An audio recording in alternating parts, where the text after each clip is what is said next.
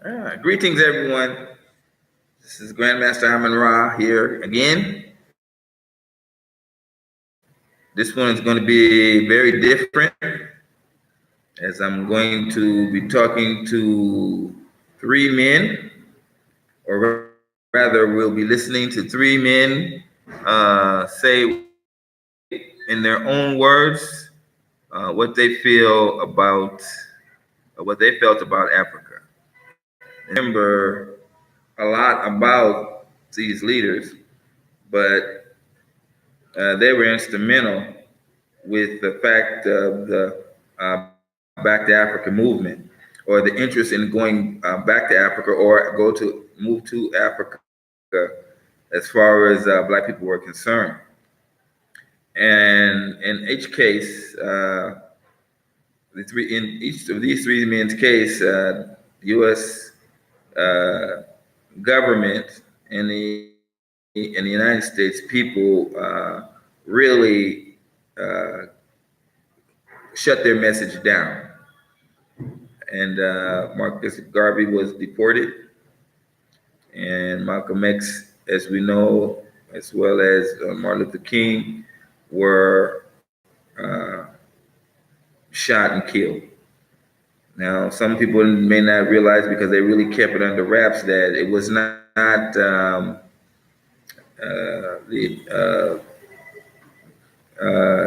guy, I forgot his name, that killed killed Martin Luther King. It was the United States government. And in the 90s, the King family successfully sued the government in court, and to prove that it was a government that shot him, not the lone gunman whose name escapes me. I forgot his name. Damn. But there's a lot of things that we today are not privy of as far as history is concerned. And when we're talking about making a decision to make an African plan, I have talked before about the psychological effects from propaganda, but not only that, you have issues of what they don't tell us. And not only that, we have the issues of what the propaganda lies that they have repeated to us over and over again. And these three things as a combination really has us wondering if Africa is a good place for us, as opposed to realizing that it is our only solution. So, with that being said, Marcus Garvey had the largest following of Blacks than any other Black leader. He had a registered membership of over 6 million or 7 million Blacks throughout the world, in Africa, and especially in the United States and in the West Indies. And Elijah Muhammad was a lieutenant in the Marcus Garvey movement. He never really met Garvey, but he was a member of the Garvey movement, and he learned a lot of things from Garvey as far as the organizations are concerned of the Nation of Islam. Malcolm X's father was a member of Garveyite, and he also was killed because of his beliefs and because of the stance he took. And he was also a successful business person. And as we have talked about before, a lot of the people that were hung on trees were not slave hands or irate.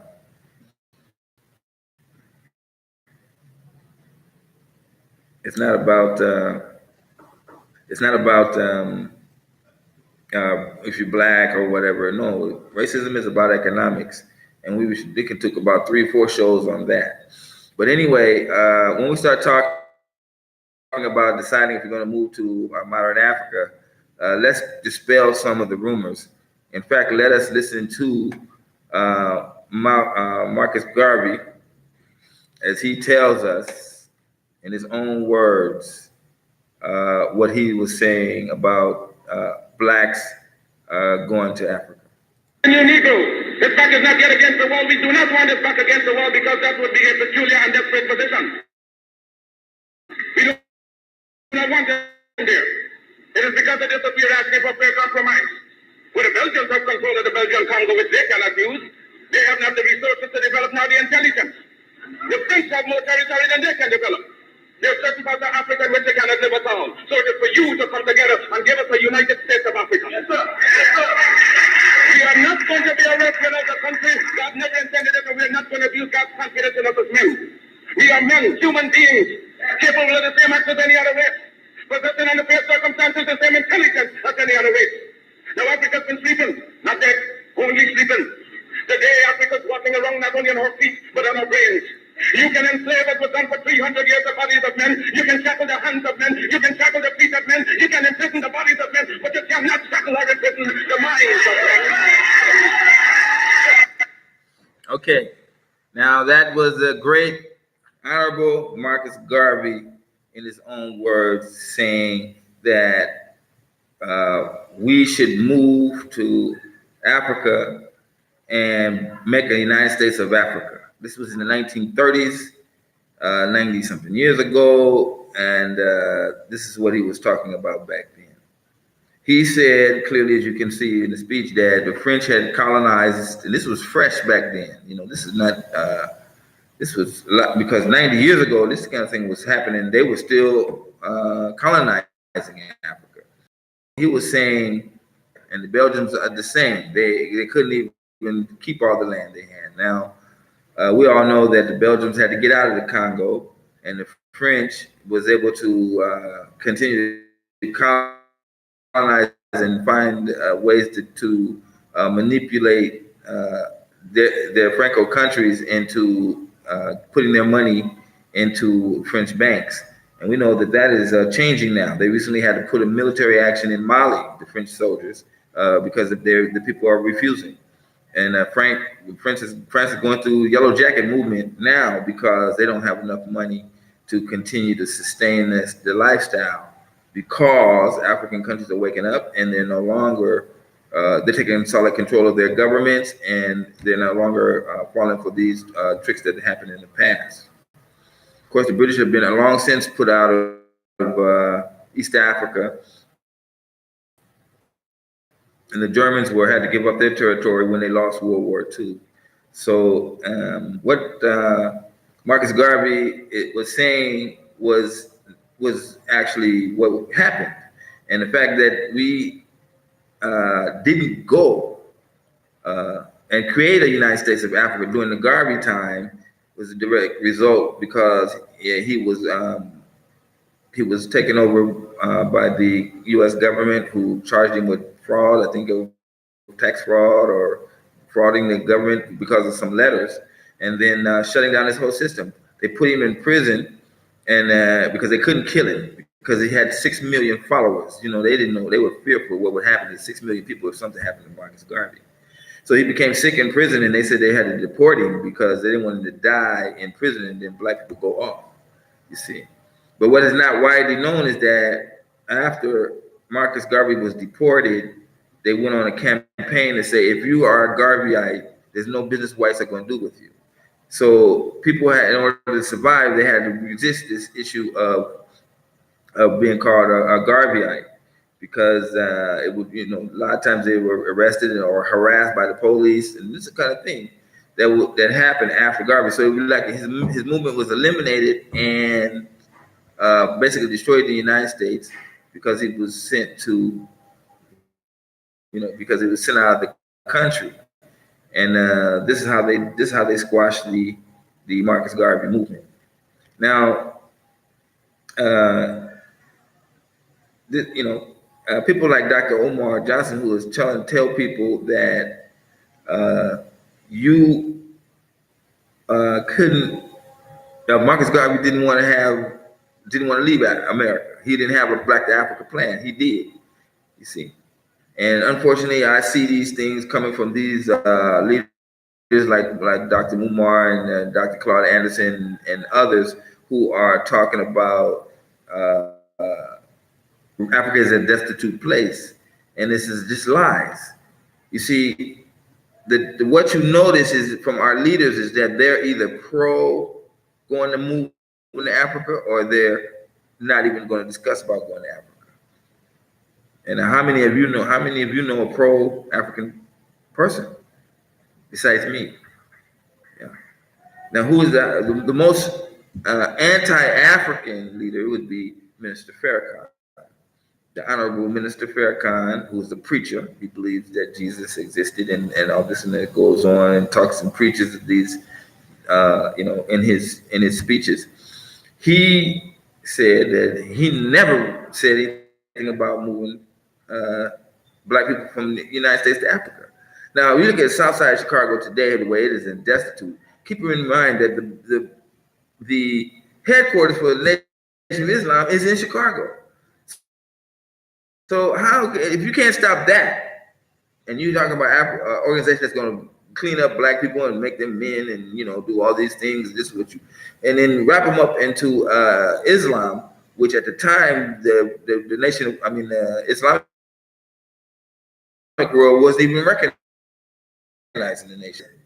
You know what I'm saying? All of the problems that happen in America, although the minister spoke and speaks very eloquently, very highly, and I used to buy dozens of his tapes during my Black Conscious days and listen to them religiously. And I never could get with it because there was a piece somehow missing. I had every opportunity to join the nation when I was militant, but it was something that was missing. And over the time, I have come to realize that the part that is missing is that he never advocated blacks to leave and move to. They give them a state, but they never did talk about it. And this is what Malcolm X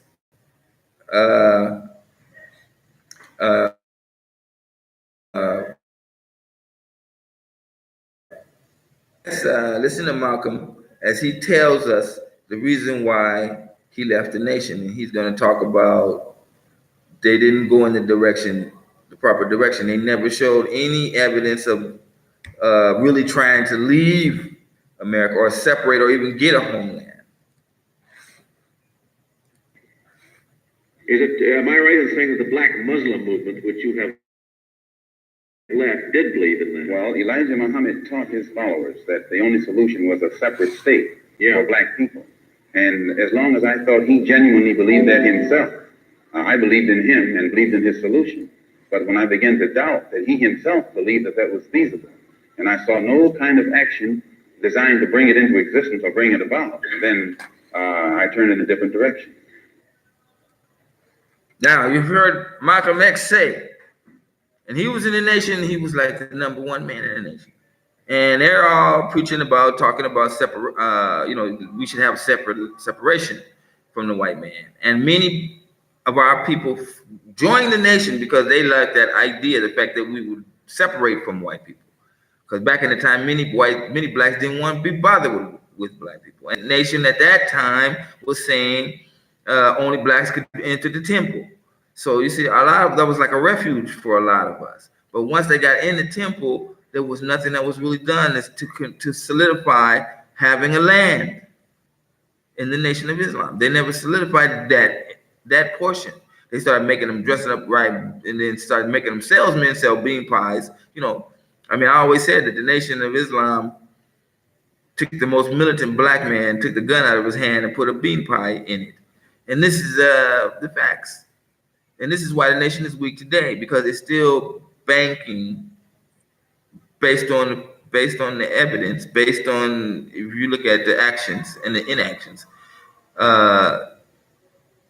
on staying in America.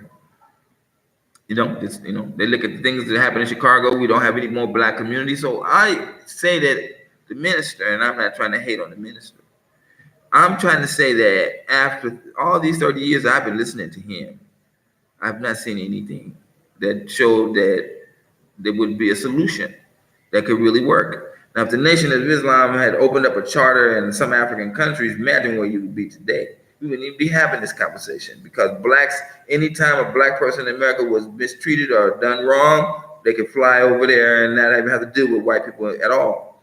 But America is dead set against that. And I wouldn't even be surprised if this video didn't get shown because of the fact that I'm talking about the only solution, which America knew, which back in the day when Marcus Garvey did in the 1930s, they knew they didn't want that. So what I find is very suspicious that our black leaders today are not having anything to do with Africa. And if they start talking about Africa, they start telling you that the African has got his own problems he can't handle. Like the African is some black American is in a better position than the African. The Africans own his own countries. You know, God, you just gotta realize that we don't have land. You know, you just got to realize that, and then you can. It makes sense to you. It's like Margus Garvey said. We can be a people without a land. How? We can be a race without a land. How is that? And we have a land. We are a race, and we have a land, and that land is in Africa. And until we recognize that, and we make a stronger connection to it, then our problems in the United States are only going to grow. So there's another clip by Malcolm when he was talking about Africa. Let's listen to it.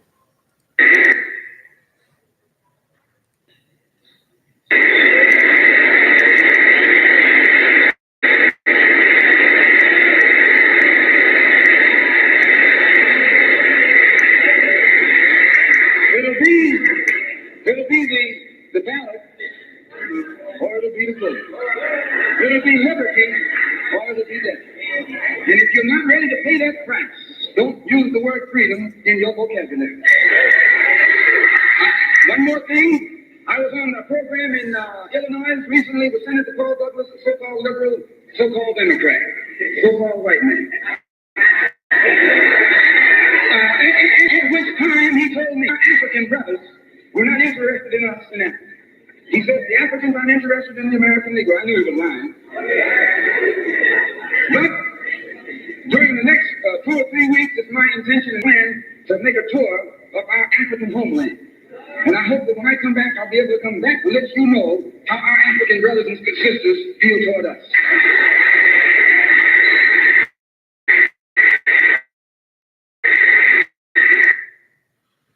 Yes.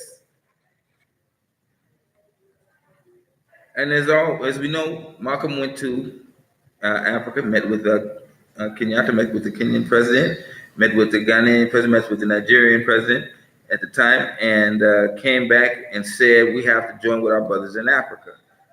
He saw that. And after he saw that, his house was bombed, and then the next couple of days, he was shot on stage before he could even talk. And this is really important to look at, because we tend to look at the way they dress up the whole situation. People don't understand covert things, and that how when they plan these things, they're planned based off a particular situation. Somebody can just simply say, you must take him out before he tells the people anything. So by the time it gets to the gunman, they simply say, before he can even speak, you must get rid of him. At the beginning of the speech. Why not after the speech? Why not in the back of the room before he gets on stage? You know what I'm saying? This so many ways. So we have to realize that what he would have been talking about in the Audubon ballroom that day would have been talking about, let's start a plan for us to now connect to Africa. But he was gunned down before he could even give that speech. Now, if you like what I'm presenting to you, if it's making you think, please do the necessary. We don't have Super Chat in Africa. And when I bring these things to you, I would like you guys to realize that this is the way you can Super Chat us. You can send me money instantly, and I can give you your shout outs. I want to give a shout out to Bandit Thompson. He sent $10 at the last show, Bandit Thompson. I appreciate you for doing that, and this is what prompted me to do this show for you today. Because we're not going to go anywhere if we're not psychologically prepared. It's just like what Margus Garvey was saying. Mentally, if we're controlled mentally, then there's nowhere our body is going to go. And the United States and American system has put in so much propaganda that we miss out on that. You miss out on what's reality. And it's only when somebody can come and play something back to you, the person actually said it his own words, that it can now get to you, and so you can think and say, okay, I didn't know that. You see? And I know there's a lot of people who don't, because they don't really get a chance, time to go and investigate into Malcolm. I have listened to almost every Malcolm X speech there ever was. There was a time when a particular brother, I can't think it was Grant, I think it was something Grant, he put out an encyclopedia, 6-7 book series on everything about Margus Garvey. He even collected the FBI files, and he all put it in chronological order through all these 6-7 volumes. And I went to the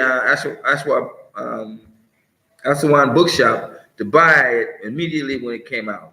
When I pulled out one of the books, the book was $65. That one book was $65. And I was like, I can't buy all 6 of these books. I don't have the money for that. And, you know, I didn't do it. So I bought the one book for $65 that was in the middle, hoping that that would give me some insight into, you know, his life. And, you know, nobody else did that. Nobody else is really going to go and see the importance of what Margus Garvey was saying. And, you know, and why the United States was so bent on, you know, him stopping his message about African Americans moving out of Africa. And this is why you don't have black leaders telling you Africa is a solution.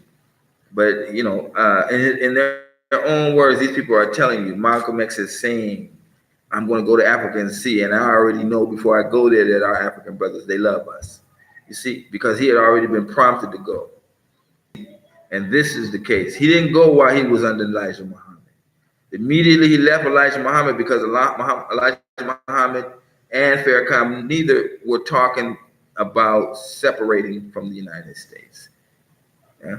They were not talking serious separation in the nation, and Malcolm left.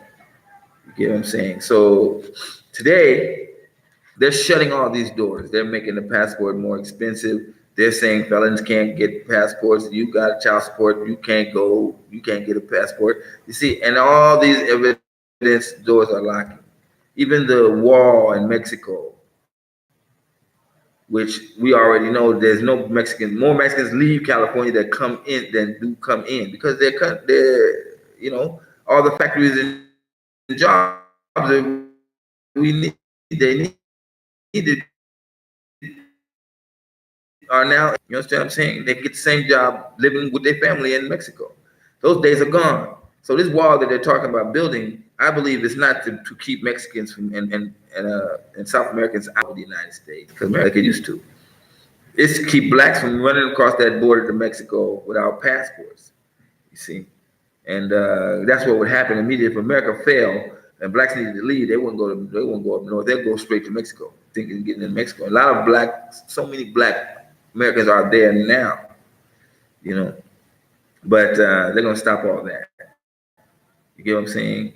So that you cannot leave. And it's a sad case that we don't realize the covert actions that can be made. Okay, so if you understand what I'm talking about and you appreciate it, you want to do us a favor, okay, here it is. Go to www.wave.com, come into the phone number, the contact name. We got it right now. We had it wrong before. And so you put that contact name. If they ask you, sometimes they don't ask, sometimes they ask, but you only have to do that once. And then once you register and the app is going, boom, you can send money and boop, boop, it will come to my phone immediately. So I got to let Lady E, I didn't Kenya get 666 million from, I don't know what that means, from China. No, the issue about China is an issue. We already went through that.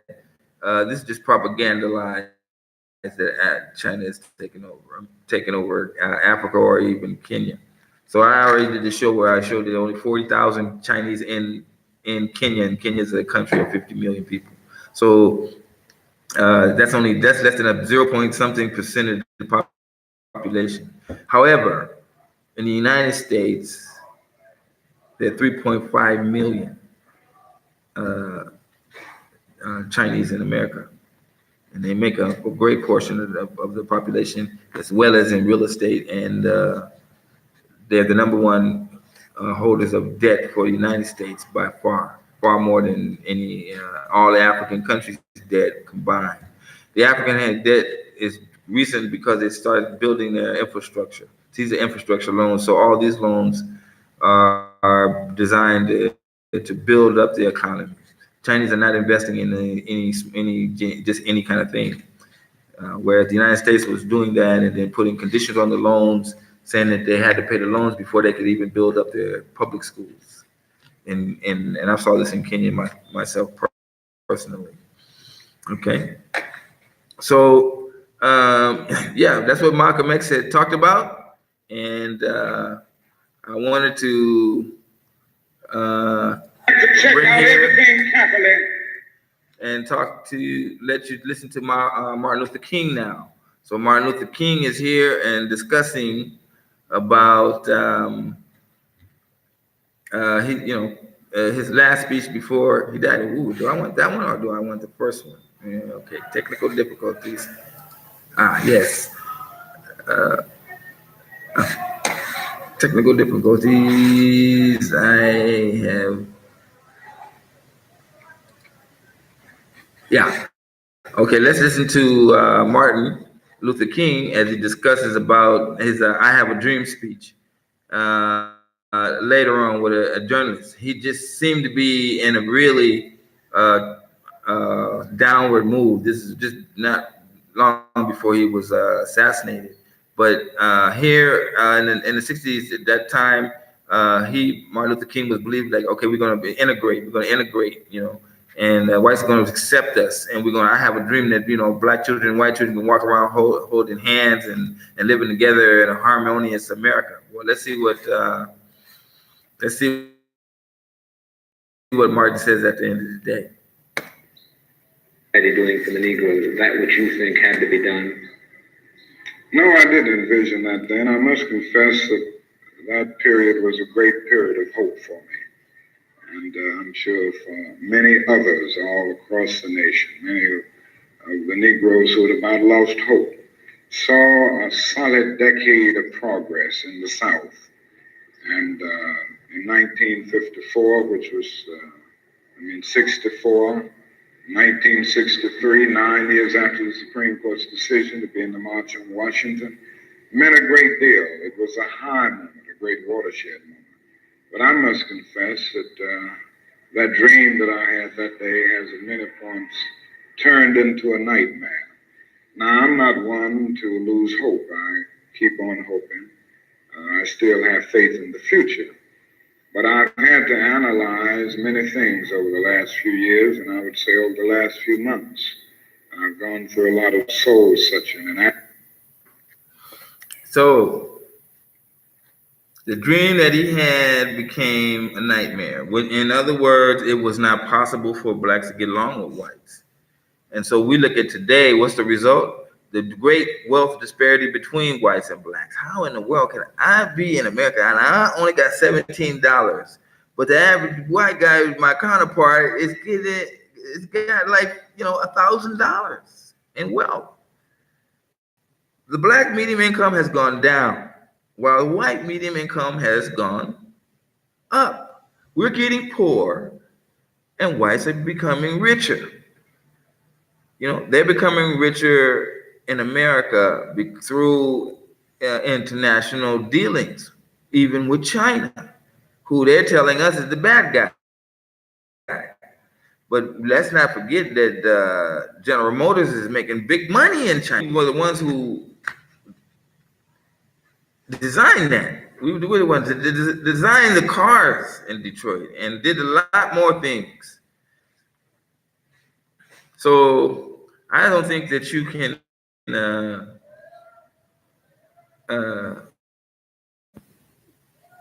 disagree that there's a serious problem going on here, and we're really almost at the end of this thing. So I want to say another piece about Martin Luther King. He's going to talk to us again. And if I can get him, up. And this is the night before he died. And I want to listen to this because it's like an ecliptic. It was like he was talking in parables. And I want to discuss with you about this line that people say, well, why did he switch all of a sudden and say these things and put emphasis on these particular words? Let's listen to Martin Luther King's last speech before he died. And we've had the plane protected and guarded all night. And then I got into Memphis. And some began to say the threats, or talk about the threats that were out. Or what would happen to me from some of our sick white brothers. Well, I don't know what will happen now. We've got some difficult days ahead. But it really doesn't matter with me now, because I've been to the mountaintop. I don't mind. Like anybody, a long life, longevity. I may not get there with you, but I want you to know tonight that we as a people will get to the promised land.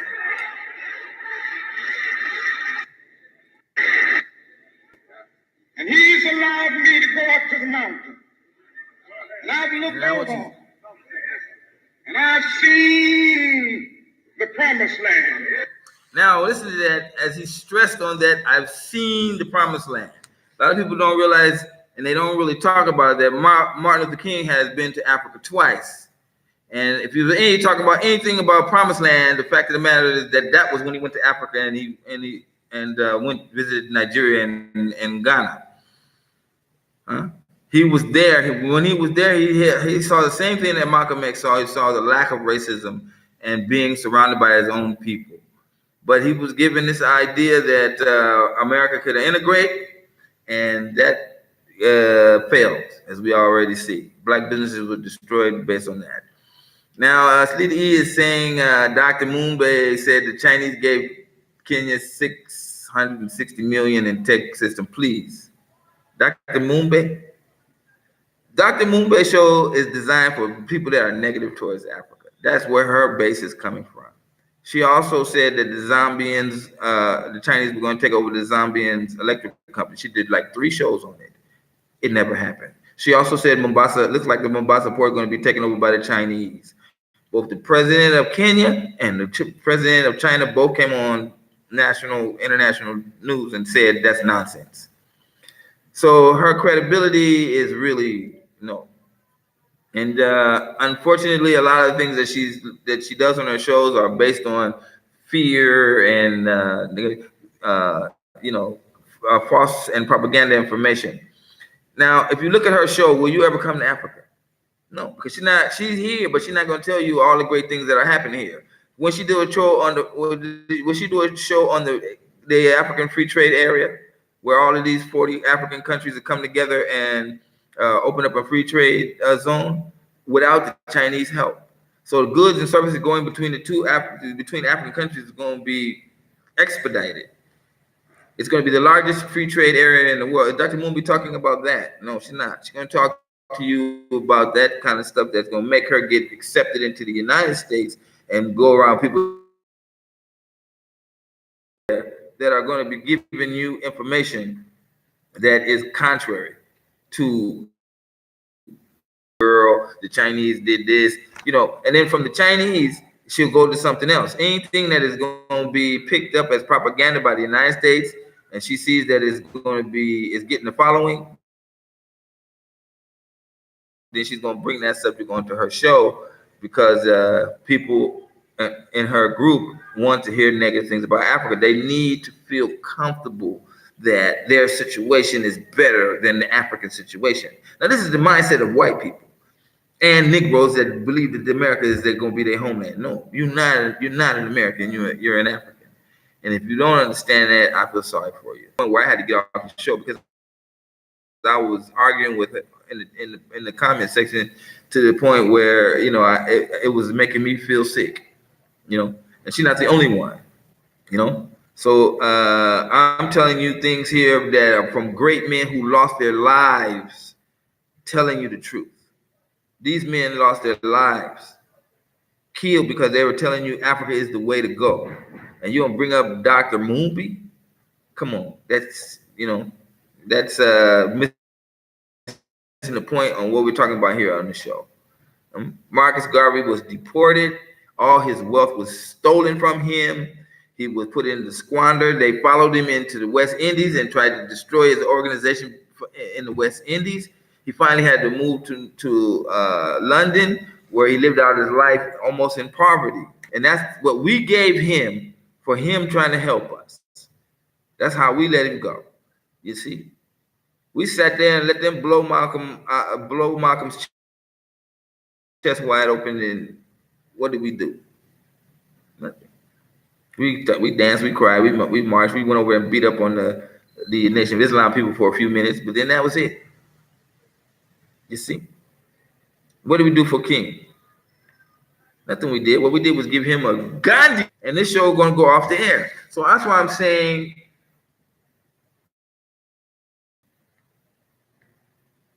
that you come on and just in a couple of dollars. All right, let me know that we can do this. Make a statement. I'm 60 years old, so I've been back in that time. I was alive when Malcolm was alive. I was alive. I watched their funeral on television, Martin Luther King's funeral. So don't tell me that I might not know what I'm talking about, or there are people who are against me. There's going to be a lot of people that are against what I'm telling you. But deep in your soul, you can see that something's not right. We're not 400 years of being mistreated, yet we're going to say that's my country.